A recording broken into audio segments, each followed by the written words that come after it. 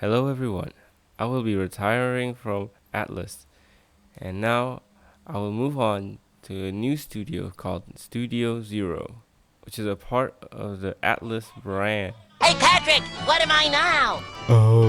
Atlus? No, I'm Studio Zero! What's the difference?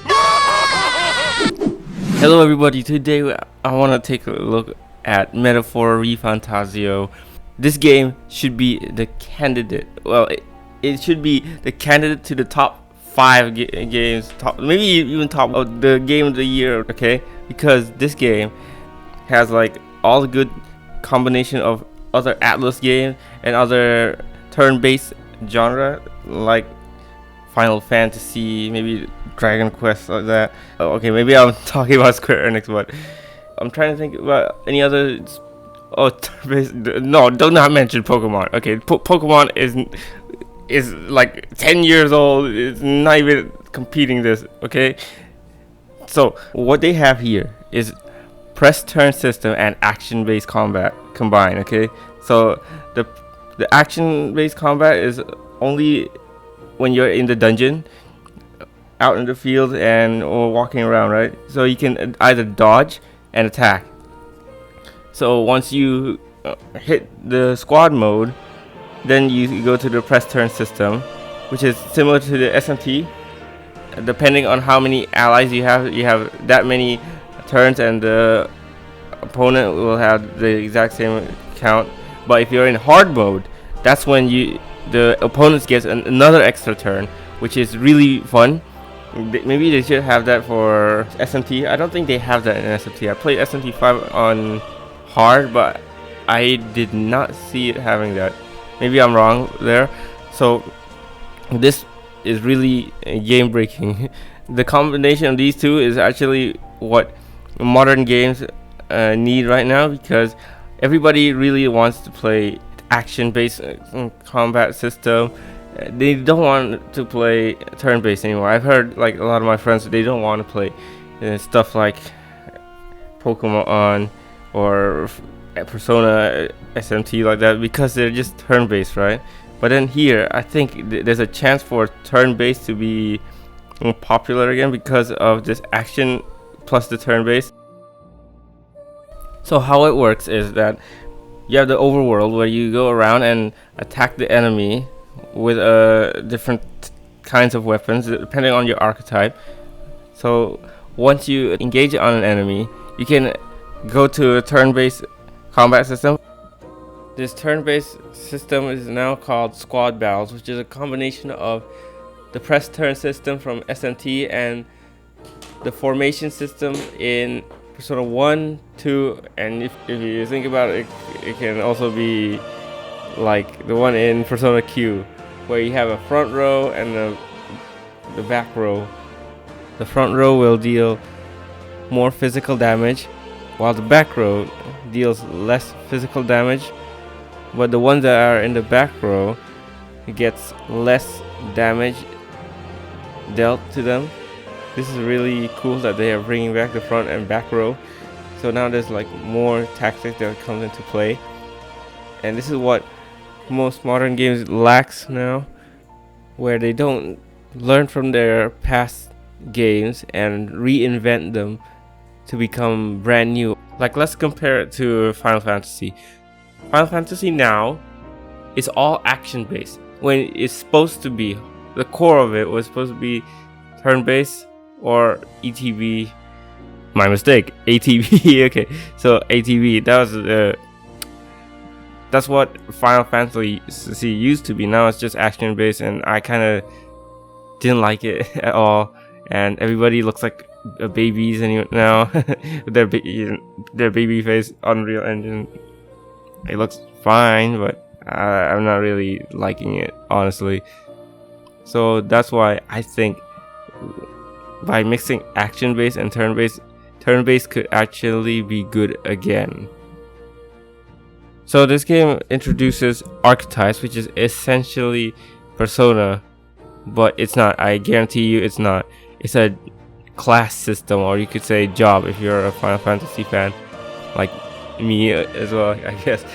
So this archetypes have different roles and different skills that you can use, and anyone can change into any archetypes depending on what you set them as, but you cannot change them mid-battle. You can only change it in the field, and depending on what archetypes you use, you have different weapons, different skill sets, different abilities, such as like Seeker. Seeker does not excel in anything, but he is good with skills and healing. But Mage excels at magic skills, but is not good in physical attacks, and is usually used for the back row because of its low defense. If you're a warrior, you're only good at physical attacks, but you're not good with magic skills, like that, so on and so forth. This is really interesting. Not a lot of people, not a lot of games use jobs mechanic anymore. Only a few that I can think of, but I think they've grown out of it. Like Final Fantasy used to have a job system. Now they don't. I don't think they do anymore. And what else would there be? I don't think there is. From Atlas's archetype video, it seems like you can give different skills to different archetypes, so this would be really good for customization. I haven't gone too far into the demo. I don't know if they did introduce us to skill customization yet, but I think they did or did not. I'll just have to see. So back in Persona 5 or Reload, there is Showtime and Theurgies, which is really an insane skill, which can one shot the bosses. But in Reload, you could just do it, save them, and just go all out with the final boss, right? Here we have Synthesis, and I really like that it takes 2 of your turns just to activate them, so it won't be so broken. You could just spam your Theurgies non-stop and instantly kill the one boss. So that's really well balanced and thought out.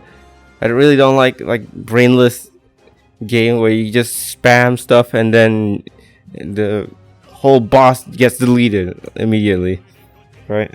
So this is a very nice balance. They really thought of the combat really well. Now let's say if you are higher level than the enemy, right? You can use the action-based combat just to sweep out all the lower levels enemies and focus on the ones that you think that are tough. So this is really good. I really don't like the slow grinding in Pokemon, and that's why I never get to finish Pokemon games except Pokemon Black. So this is really nice change, and I think every other game should have something like this to speed up the process of grinding. Now I want to talk about the characters a bit more. So the characters have a serious tone now. It's not like in Persona they have, I don't know, they have the most ridiculous joke for comedic purposes or something. Sometimes I don't find them funny because it just sounds so perfect. Like it sounds like you're a pervert if you laugh at this. Is yours cracked as well? Of course not! Isn't it supposed to be, though? That's not what I mean! I'm not saying like they don't have any comedic jokes. It's just less common here. I think the characters, they have good voice acting and they have good character story. I like the amount of varieties that they have for the candidates, such as Forden, who's the leader of the church, and then Luis, who's our main antagonist of this story, right? A monk army, subordinates, stuff like that. They even have an atheist guy here as well. So I think if we could have a lot of bad endings or good endings depending on what happens, and apparently you can have them join up on your side. So depending on how you talk to them, it would probably be beneficial to you. I think they might also be your followers. The follower system here is similar to what you can see in Persona, but I think they now have 8 rankings instead of 10, which is really good. I do not like the 10 ranks. It's just so slow. Sometimes they even add in fillers, and then we have more fillers, which is like just to hang out with them if you get unlucky and did not get more than 3 points, the amount of points until you get a rank up. So I really like that it's just 8. For the OSTs is really good. I really like how fast paced it is, even though you have like Buddha chanting everywhere. It has a good vibe to it, you know, even though you don't understand Esperanto or whatever jibber jabber that the Buddha is talking about, but it really does make the game really fast-paced feeling. The vibe, it makes it feel fast-paced, you know. And the vibe for some of them, it really hits you. Like when you fight the dragon, I really like that OST when it plays. It gets you hyped, even though you don't even attack in the beginning. You can, and with bosses, you don't attack them at all. You just have to engage them. So when it starts slow and then steadily goes faster and like that, that is top notch good for boss themes. Now, I think this game has to be the game of the year. The amount of effort and love and how well thought out this game is just phenomenal what they've done, and I think Atlus has done a pretty good job. So what do you guys think? I think you guys should try the demo first and then see if you want to get it on October 10th. I'm gonna be making a playthrough of it. Also, I heard this game is not gonna be Persona, right? So you cannot finish all the dungeons, and I don't know if you can finish the followers before the final date. I hope you can, but I heard like you cannot, which is really upsetting because I'm kind of like a completionist sort of guy. If I like the game, I want to be able to complete the whole thing in one go. So yeah, this is pretty exciting stuff. A lot of the game of the year right now, it's just established IPs and remakes, which is not ideal for what I can, you know, for the next generation. It should not be just old IPs. We should be able to break the boundaries of what games should be able to do. So I think you gotta try this game out, see for yourself. And I think that's gonna wrap up for today. See ya guys, take care.